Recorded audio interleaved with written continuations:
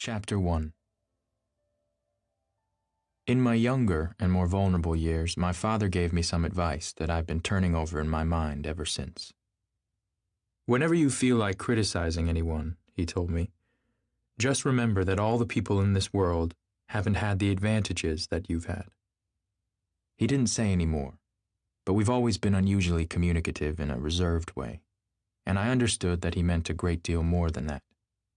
In consequence, I'm inclined to reserve all judgments, a habit that has opened up many curious natures to me and also made me the victim of not a few veteran bores. The abnormal mind is quick to detect and attach itself to this quality when it appears in a normal person. And so it came about that in college I was unjustly accused of being a politician because I was privy to the secret griefs of wild, unknown men. Most of the confidences were unsought. Frequently I have feigned sleep, preoccupation, or a hostile levity when I realized by some unmistakable sign that an intimate revelation was quivering on the horizon. For the intimate revelations of young men, or at least the terms in which they express them, are usually plagiaristic and marred by obvious suppressions. Reserving judgments is a matter of infinite hope. I am still a little afraid of missing something if I forget that, as my father snobbishly suggested and I snobbishly repeat, a sense of the fundamental decencies is parceled out unequally at birth. And, after boasting this way of my tolerance, I come to the admission that it has a limit. Conduct may be founded on the hard rock or the wet marshes, but after a certain point I don't care what it's founded on. When I came back from the East last autumn, I felt that I wanted the world to be in uniform and at a sort of moral attention forever. I wanted no more riotous excursions with privileged glimpses into the human heart. Only Gatsby, the man who gives his name to this book, was exempt from my reaction. Gatsby, who represented everything for which I have an unaffected scorn. If personality is an unbroken series of successful gestures, then there was something gorgeous about him, some heightened sensitivity to the promises of life, as if he were related to one of those intricate machines that register earthquakes 10,000 miles away. This responsiveness had nothing to do with that flabby impressionability which is dignified under the name of the creative temperament. It was an extraordinary gift for hope, a romantic readiness such as I have never found in any other person and which it is not likely I shall ever find again. No, Gatsby turned out all right at the end.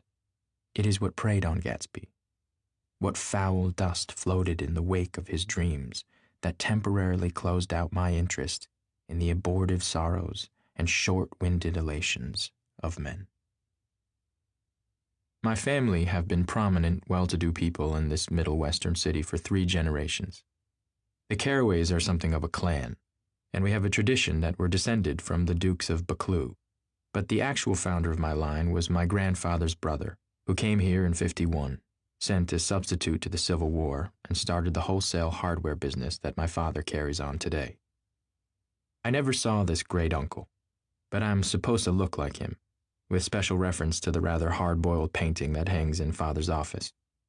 I graduated from New Haven in 1915, just a quarter of a century after my father, and a little later I participated in that delayed Teutonic migration known as the Great War. I enjoyed the counter-raid so thoroughly that I came back restless. Instead of being the warm center of the world, the Middle West now seemed like the ragged edge of the universe. So I decided to go east and learn the bond business. Everybody I knew was in the bond business, so I supposed it could support one more single man. All my aunts and uncles talked it over as if they were choosing a prep school for me, and finally said, "Why, yes," with very grave, hesitant faces.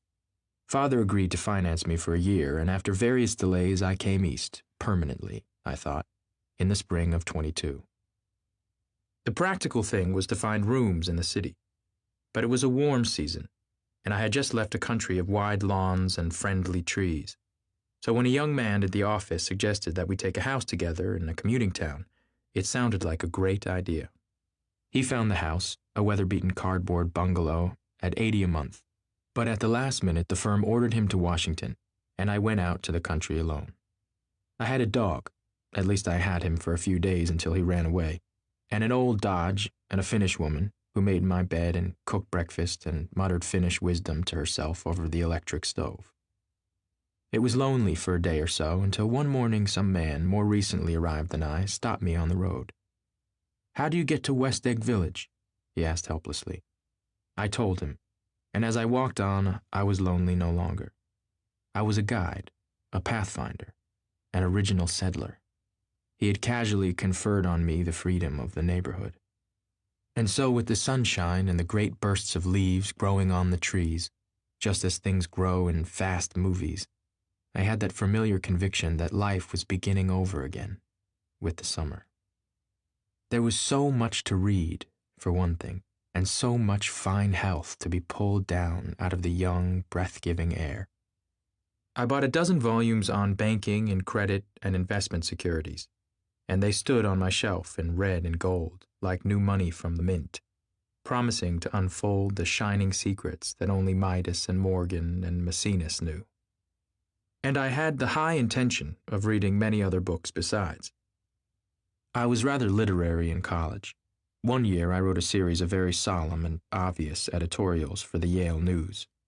And now I was going to bring back all such things into my life and become again that most limited of all specialists, the well-rounded man. This isn't just an epigram. Life is much more successfully looked at from a single window, after all. It was a matter of chance that I should have rented a house in one of the strangest communities in North America. It was on that slender, riotous island which extends itself due east of New York, and where there are, among other natural curiosities, two unusual formations of land. 20 miles from the city, a pair of enormous eggs, identical in contour and separated only by a courtesy bay, jut out into the most domesticated body of salt water in the Western Hemisphere, the great wet barnyard of Long Island Sound. They are not perfect ovals, like the egg in the Columbus story. They are both crushed flat at the contact end, but their physical resemblance must be a source of perpetual confusion to the gulls that fly overhead. To the wingless, a more arresting phenomenon is their dissimilarity in every particular, except shape and size. I lived at West Egg, the less fashionable of the two, though this is a most superficial tag to express the bizarre and not a little sinister contrast between them. My house was at the very tip of the egg, only 50 yards from the Sound, and squeezed between two huge places that rented for $12,000 or $15,000 a season. The one on my right was a colossal affair by any standard. It was a factual imitation of the same Hôtel de Ville in Normandy, with a tower on one side, spanking new under a thin beard of raw ivy, and a marble swimming pool, and more than 40 acres of lawn and garden. It was Gatsby's mansion. Or rather, as I didn't know Mr. Gatsby, it was a mansion inhabited by a gentleman of that name. My own house was an eyesore, but it was a small eyesore, and it had been overlooked. So I had a view of the water, a partial view of my neighbor's lawn, and the consoling proximities of millionaires, all for $80 a month. Across the courtesy bay, the white palaces of fashionable East Egg glittered along the water, and the history of the summer really begins on the evening I drove over there to have dinner with the Tom Buchanans. Daisy was my second cousin once removed, and I'd known Tom in college, and just after the war I spent 2 days with them in Chicago. Her husband, among various physical accomplishments, had been one of the most powerful ends that ever played football at New Haven, a national figure in a way, one of those men who reach such an acute limited excellence at 21 that everything afterward savors of anticlimax. His family were enormously wealthy. Even in college, his freedom with money was a matter for reproach. But now he'd left Chicago and come east in a fashion that rather took your breath away. For instance, he'd brought down a string of polo ponies from Lake Forest. It was hard to realize that a man in my own generation was wealthy enough to do that. Why they came east, I don't know. They had spent a year in France for no particular reason, and then drifted here and there, unrestfully, wherever people played polo and were rich together. This was a permanent move, said Daisy over the telephone, but I didn't believe it.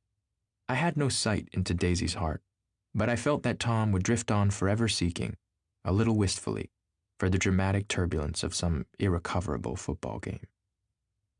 And so it happened that on a warm, windy evening I drove over to East Egg to see two old friends whom I scarcely knew at all.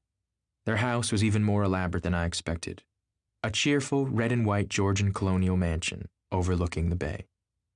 The lawn started at the beach and ran toward the front door for a quarter of a mile, jumping over sundials and brick walks and burning gardens. Finally, when it reached the house, drifting up the side in bright vines as though from the momentum of its run, the front was broken by a line of French windows, glowing now with reflected gold and wide open to the warm, windy afternoon.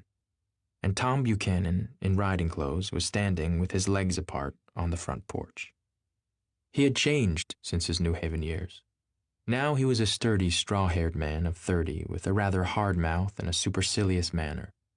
Two shining, arrogant eyes had established dominance over his face and gave him the appearance of always leaning aggressively forward. Not even the effeminate swank of his riding clothes could hide the enormous power of that body. He seemed to fill those glistening boots until he strained the top lacing, and you could see a great pack of muscle shifting when his shoulder moved under his thin coat. It was a body capable of enormous leverage, a cruel body. His speaking voice, a gruff, husky tenor, added to the impression of fractiousness he conveyed. There was a touch of paternal contempt in it, even toward people he liked, and there were men at New Haven who had hated his guts. Now, don't think my opinion on these matters is final, he seemed to say, just because I'm stronger and more of a man than you are. We were in the same senior society, and while we were never intimate, I always had the impression that he approved of me and wanted me to like him with some harsh, defiant wistfulness of his own. We talked for a few minutes on the sunny porch. "I've got a nice place here," he said, his eyes flashing about restlessly. Turning me around by one arm, he moved a broad, flat hand along the front vista, including in its sweep a sunken Italian garden, a half-acre of deep, pungent roses, and a snub-nosed motorboat that bumped the tide offshore. It belonged to Domain, the oil man. He turned me around again, politely and abruptly. "We'll go inside." We walked through a high hallway into a bright rosy-colored space, fragilely bound into the house by French windows at either end. The windows were ajar and gleaming white against the fresh grass outside that seemed to grow a little way into the house. A breeze blew through the room, blew curtains in at one end and out the other like pale flags, twisting them up toward the frosted wedding cake of the ceiling, and then rippled over the wine-colored rug, making a shadow on it as wind does on the sea. The only completely stationary object in the room was an enormous couch on which two young women were buoyed up as though upon an anchored balloon. They were both in white, and their dresses were rippling and fluttering as if they had just been blown back in after a short flight round the house. I must have stood for a few moments listening to the whip and snap of the curtains and the groan of a picture on the wall. Then there was a boom as Tom Buchanan shut the rear windows and the caught wind died out about the room, and the curtains and the rugs and the two young women ballooned slowly to the floor. The younger of the two was a stranger to me.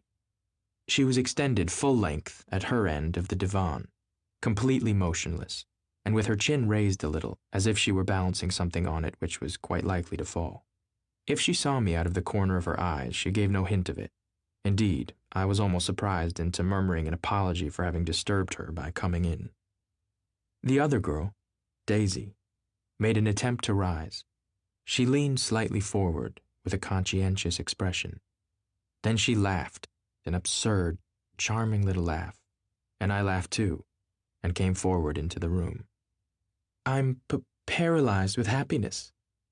She laughed again, as if she said something very witty, and held my hand for a moment, looking up into my face, promising that there was no one in the world she so much wanted to see. That was a way she had. She hinted in a murmur that the surname of the balancing girl was Baker. I've heard it said that Daisy's murmur was only to make people lean toward her, an irrelevant criticism that made it no less charming. At any rate, Miss Baker's lips fluttered. She nodded at me, almost imperceptibly, and then quickly tipped her head back again. The object she was balancing had obviously tottered a little and given her something of a fright. Again, a sort of apology arose to my lips. Almost any exhibition of complete self-sufficiency draws a stunned tribute from me. I looked back at my cousin, who began to ask me questions in her low, thrilling voice. It was the kind of voice that the ear follows up and down, as if each speech is an arrangement of notes that will never be played again. Her face was sad and lovely, with bright things in it, bright eyes and a bright, passionate mouth. But there was an excitement in her voice that men who had cared for her found difficult to forget. A singing compulsion, a whispered listen, a promise that she had done gay, exciting things just a while since, and that there were gay, exciting things hovering in the next hour. I told her how I had stopped off in Chicago for a day on my way east, and how a dozen people had sent their love through me. "Do they miss me?" she cried ecstatically. "The whole town is desolate. All the cars have the left rear wheel painted black as a mourning wreath, and there's a persistent wail all night along the North Shore. How gorgeous. Let's go back, Tom. Tomorrow." Then she added irreverently, "You ought to see the baby." "I'd like to." "She's asleep. She's 3 years old. Haven't you ever seen her?" "Never." "Well, you ought to see her. She's—" Tom Buchanan, who had been hovering restlessly about the room, stopped and rested his hand on my shoulder. "What you doing, Nick?" "I'm a bondman." "Who with?" I told him. "Never heard of them," he remarked decisively. This annoyed me. "You will," I answered shortly. "You will if you stay in the East." "Oh, I'll stay in the East, don't you worry," he said, glancing at Daisy and then back at me, as if he were alert for something more. "I'd be a goddamn fool to live anywhere else." At this point, Miss Baker said, "Absolutely," with such suddenness that I started. It was the first word she had uttered since I came into the room. Evidently, it surprised her as much as it did me, for she yawned and with a series of rapid, deft movements stood up into the room. "I'm stiff," she complained. "I've been lying on that sofa for as long as I can remember." "Don't look at me," Daisy retorted. "I've been trying to get you to New York all afternoon." "No thanks," said Miss Baker to the 4 cocktails just in from the pantry. "I'm absolutely in training." Her host looked at her incredulously. "You are." He took down his drink as if it were a drop in the bottom of a glass. "How you ever get anything done is beyond me." I looked at Miss Baker, wondering what it was she got done. I enjoyed looking at her. She was a slender, small-breasted girl with an erect carriage, which she accentuated by throwing her body backward at the shoulders like a young cadet. Her gray, sun-strained eyes looked back at me with polite, reciprocal curiosity out of a wan, charming, discontented face. It occurred to me now that I had seen her, or a picture of her, somewhere before. "You live in West Egg?" she remarked contemptuously. "I know somebody there." "I don't know a single—" "You must know Gatsby." "Gatsby?" demanded Daisy. "What Gatsby?" Before I could reply that he was my neighbor, dinner was announced. Wedging his tense arm imperatively under mine, Tom Buchanan compelled me from the room as though he were moving a checker to another square. Slenderly, languidly, their hands set lightly on their hips, the 2 young women preceded us out onto a rosy-colored porch, open toward the sunset, where 4 candles flickered on the table in the diminished wind. "Why candles?" objected Daisy, frowning. She snapped them out with her fingers. "In 2 weeks it'll be the longest day in the year." She looked at us all radiantly. "Do you always watch for the longest day of the year and then miss it?" "I always watch for the longest day in the year and then miss it." "We ought to plan something," yawned Miss Baker, sitting down at the table as if she were getting into bed. "All right," said Daisy. "What'll we plan?" She turned to me helplessly. "What do people plan?" Before I could answer, her eyes fastened with an odd expression on her little finger. "Look," she complained. "I heard it." We all looked. The knuckle was black and blue. "You did it, Tom," she said accusingly. "I know you didn't mean to, but you did do it. That's what I get for marrying a brute of a man, a great big hulking physical specimen of a—" I hate that word hulking, objected Tom crossly. Even in kidding. Hulking, insisted Daisy. Sometimes she and Miss Baker talked at once, unobtrusively and with a bantering inconsequence that was never quite chatter, that was as cool as their white dresses and their impersonal eyes in the absence of all desire. They were here, and they accepted Tom and me, making only a polite, pleasant effort to entertain or to be entertained. They knew that presently dinner would be over, and a little later the evening, too, would be over and casually put away. It was sharply different from the West, where an evening was hurried from phase to phase towards its close in a continually disappointed anticipation, or else in sheer nervous dread of the moment itself. You make me feel uncivilized, Daisy, I confessed on my second glass of corky but rather impressive claret. Can't you talk about crops or something? I meant nothing in particular by this remark, but it was taken up in an unexpected way. Civilization's going to pieces, broke out Tom violently. I've gotten to be a terrible pessimist about things. Have you read The Rise of the Colored Empires by this man Godard? Why, no, I answered, rather surprised by his tone. Well, it's a fine book, and everybody ought to read it. The idea is if we don't look out, the white race will be utterly submerged. It's all scientific stuff. It's been proved. Tom is getting very profound, said Daisy, with an expression of unthoughtful sadness. He reads deep books with long words in them. What was that word we... Well, these books are all scientific, insisted Tom, glancing at her impatiently. This fellow has worked out the whole thing. It's up to us, who are the dominant race, to watch out or these other races will have control of things. We've got to beat them down, whispered Daisy, winking ferociously toward the fervent sun. You ought to live in California, began Miss Baker, but Tom interrupted her by shifting heavily in his chair. This idea is that we're Nordics. I am, and you are, and you are, and... After an infinitesimal hesitation, he included Daisy with a slight nod, and she winked at me again. And we've produced all the things that go to make civilization. Oh, science and art and all that.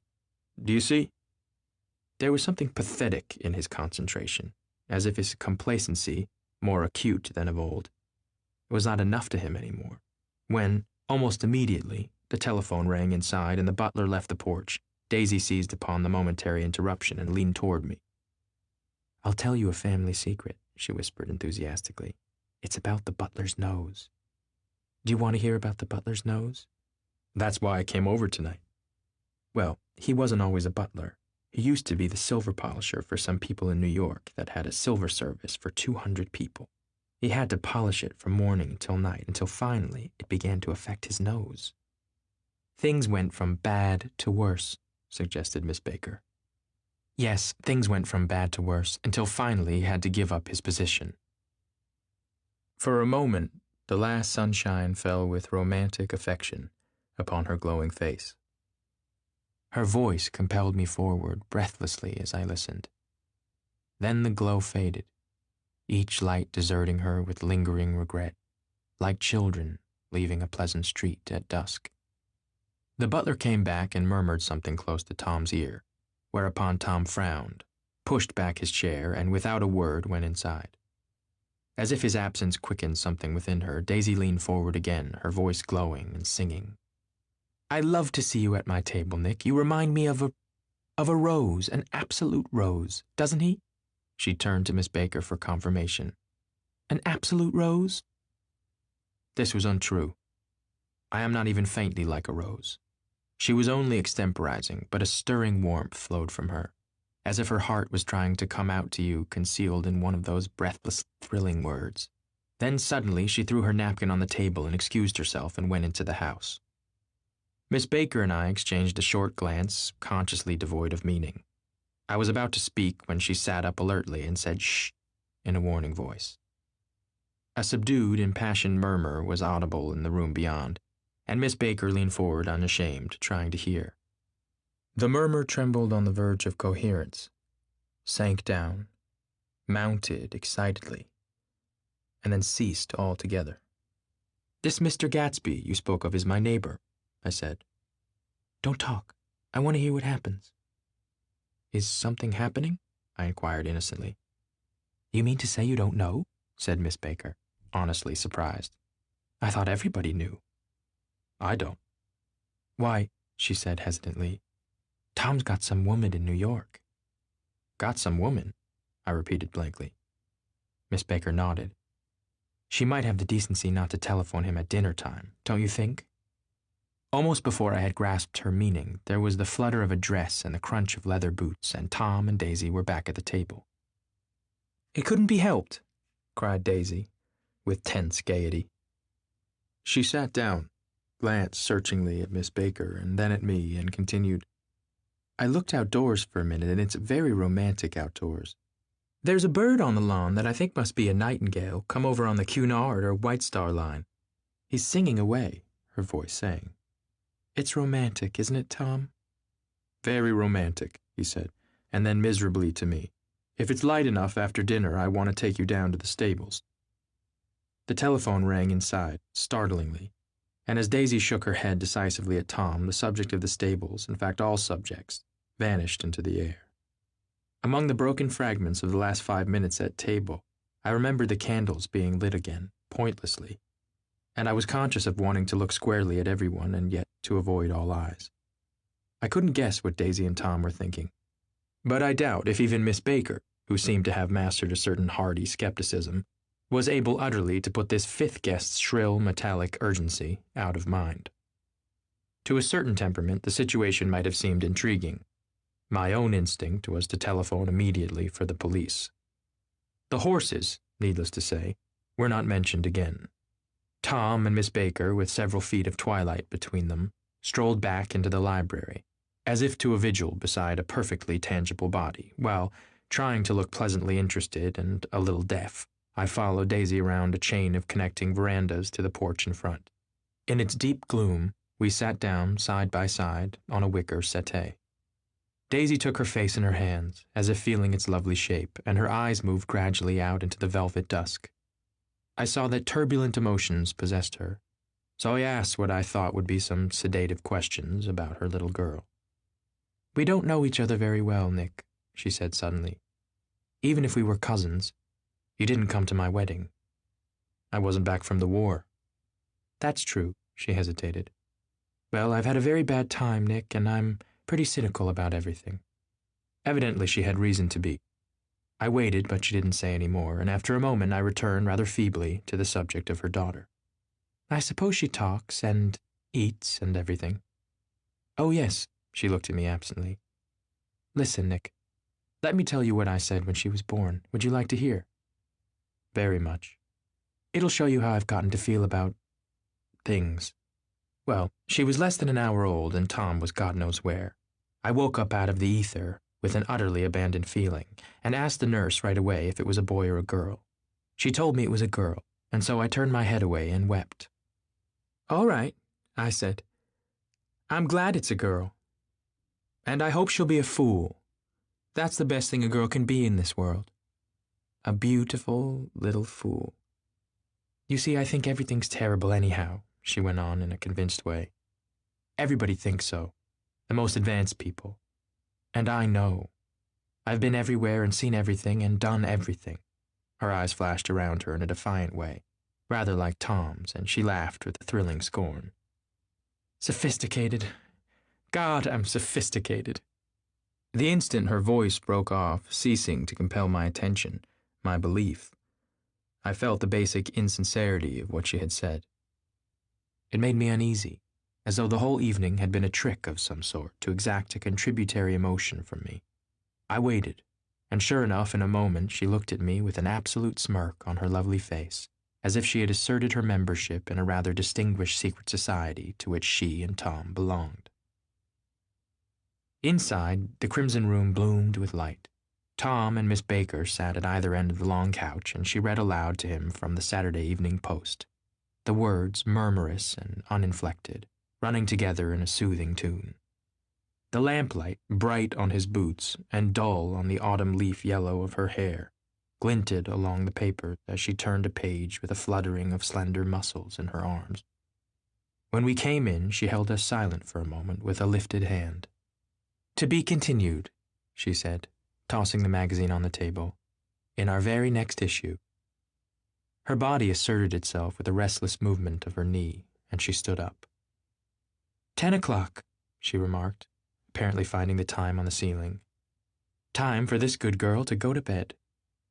Jordan's going to play in the tournament tomorrow, explained Daisy, over at Westchester. Oh, you're Jordan Baker. I knew now why her face was familiar. Its pleasing, contemptuous expression had looked out at me from many rotogravure pictures of the sporting life at Asheville and Hot Springs and Palm Beach. I had heard some story of her, too, a critical, unpleasant story, but what it was I had forgotten long ago. Good night, she said softly. Wake me at 8, won't you? If you'll get up. I will. Good night, Mr. Carraway. See you anon. Of course you will, confirmed Daisy. In fact, I think I'll arrange a marriage. Come over often, Nick, and I'll sort of, fling you together. You know, lock you up accidentally in linen closets and push you out to sea in a boat and all that sort of thing. Good night, called Miss Baker from the stairs. I haven't heard a word. She's a nice girl, said Tom after a moment. They oughtn't to let her run around the country this way. Who oughtn't to? Inquired Daisy coldly. Her family. Her family is one aunt about 1,000 years old. Besides, Nick's going to look after her, aren't you, Nick? She's going to spend lots of weekends out here this summer. I think the home influence will be very good for her. Daisy and Tom looked at each other for a moment in silence. Is she from New York? I asked quickly. From Louisville. Our white girlhood was passed together there. Our beautiful white... Did you give Nick a little heart-to-heart talk on the veranda? Demanded Tom suddenly. Did I? She looked at me. I can't seem to remember, but I think we talked about the Nordic race. Yes, I'm sure we did. They sort of crept up on us, and first thing you know... Don't believe everything you hear, Nick, he advised me. I said lightly that I had heard nothing at all, and a few minutes later I got up to go home. They came to the door with me and stood side by side in a cheerful square of light. As I started my motor, Daisy peremptorily called. Wait! I forgot to ask you something, and it's important. We heard you were engaged to a girl out west. That's right, corroborated Tom kindly. We heard that you were engaged. It's a libel. I'm too poor. But we heard it, insisted Daisy, surprising me by opening up again in a flower-like way. We heard it from 3 people, so it must be true. Of course I knew what they were referring to, but I wasn't even vaguely engaged. The fact that gossip had published the banns was one of the reasons I had come east. You can't stop going with an old friend on account of rumors. And on the other hand, I had no intention of being rumored into marriage. Their interests rather touched me and made them less remotely rich. Nevertheless, I was confused and a little disgusted as I drove away. It seemed to me that the thing for Daisy to do was to rush out of the house, child in arms, but apparently there were no such intentions in her head. As for Tom, the fact that he had some woman in New York was really less surprising than that he had been depressed by a book. Something was making him nibble at the edge of stale ideas, as if his sturdy physical egotism no longer nourished his peremptory heart. Already it was deep summer on roadhouse roofs and in front of wayside garages, where new red gas pumps sat out in pools of light. And when I reached my estate at West Egg, I ran the car under its shed and sat for a while in an abandoned grass roller in the yard. The wind had blown off, leaving a loud, bright night, with wings beating in the trees and a persistent organ sound as the full bellows of the earth blew the frogs full of life. The silhouette of a moving cat wavered across the moonlight, and turning my head to watch it, I saw that I was not alone. 50 feet away, a figure had emerged from the shadow of my neighbor's mansion and was standing with his hands in his pockets, regarding the silver pepper of the stars. Something in his leisurely movements and the secure position of his feet upon the lawn suggested that it was Mr. Gatsby himself, come out to determine what share was his of our local heavens. I decided to call to him. Miss Baker had mentioned him at dinner, and that would do for an introduction. But I didn't call to him, for he gave a sudden intimation that he was content to be alone. He stretched out his arms toward the dark water in a curious way, and, far as I was from him, I could have sworn he was trembling.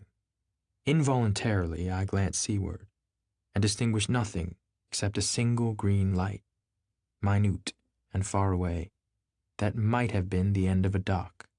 When I looked once more for Gatsby, he had vanished, and I was alone again in the unquiet darkness.